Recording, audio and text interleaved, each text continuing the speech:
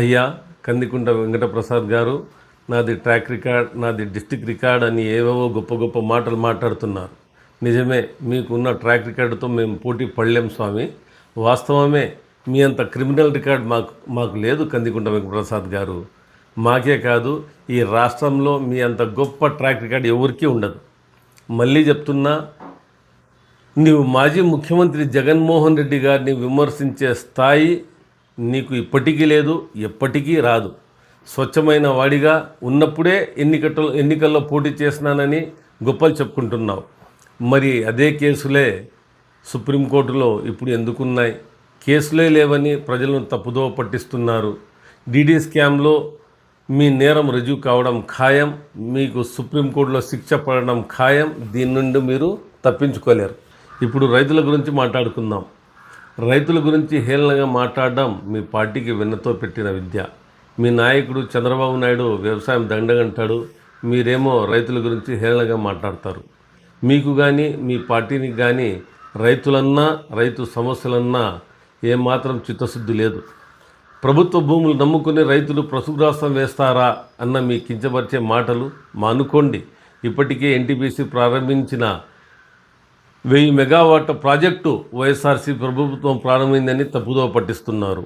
2015లో ఆంధ్రప్రదేశ్ ప్రభుత్వం కేంద్ర ప్రభుత్వంతో కలిసి మెగా సోలార్ పవర్ ప్రాజెక్టును ఏర్పాటు కోసం భూసేకరణ మొదలుపెట్టింది ఎవరు? టీడీపీ పార్టీ కాదా? అప్పటి ముఖ్యమంత్రి చంద్రబాబు నాయుడు గారు కాదా?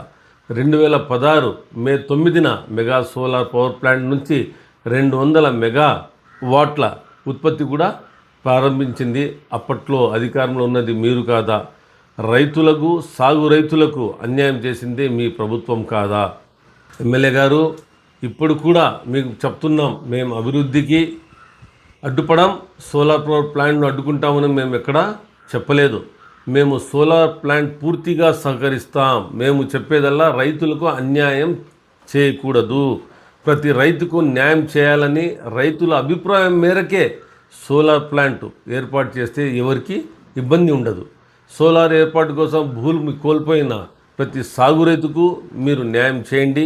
రైతుల అభీష్టం ప్రకారమే మీరు ముందుకు వెళ్ళండి, మేము సంతోషిస్తాం. అంతేగాని అంతా మా ఇష్టం అంటే ఊరుకునే సమస్య లేదు. ప్రభుత్వం జీవో ఇచ్చింది, పనులు ప్రారంభిస్తామంటే వైఎస్ఆర్సీపీ పార్టీ పూర్తిగా వ్యతిరేకిస్తుంది. ఏ రైతుకు అన్యాయం జరిగినా తాము ఒప్పుకునే ప్రసక్తి లేదు.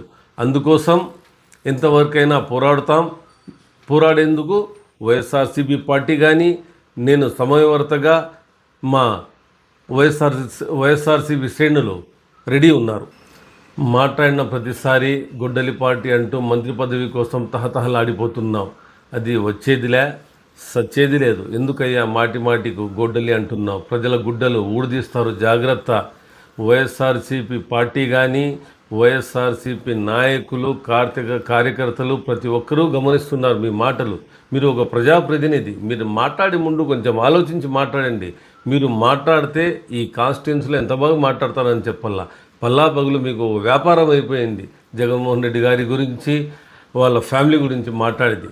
బాధ్యత గల ఎమ్మెల్యే పదవిలో ఉన్నావు, జాగ్రత్తగా మాట్లాడు అని మేము చెప్తున్నాం. మేము ప్రతిపక్షంలో ఉన్నప్పటికీ సంస్కారంతో మాట్లాడుతున్నాం.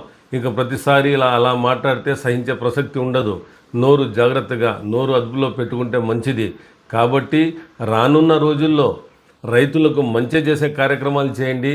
రైతులకు మాట్లాడి వాళ్ళ అభీష్టం మేరకు ఏదైతే సోలార్ ప్రాజెక్ట్ స్టార్ట్ చేయాలంటున్నారో దాంట్లో ప్రతి ఒక్కరికి పిలిచండి. వాళ్ళు దాదాపు 100 ఏళ్ల నుంచి సాగు చేస్తున్నారు, వాళ్ళ బాధలు ఉన్నాయి. వాళ్ళకు మాట్లాడి వాళ్ళకి ఏదో మంచి చేసే కార్యక్రమం చేపట్టి వాళ్ళకు కాంపన్సేషన్ వచ్చే విధంగా మీరు ఏదైనా కార్యక్రమం చేపడితే మేము హర్షిస్తాం. మేము కూడా మీకు కోఆపరేట్ చేస్తాం.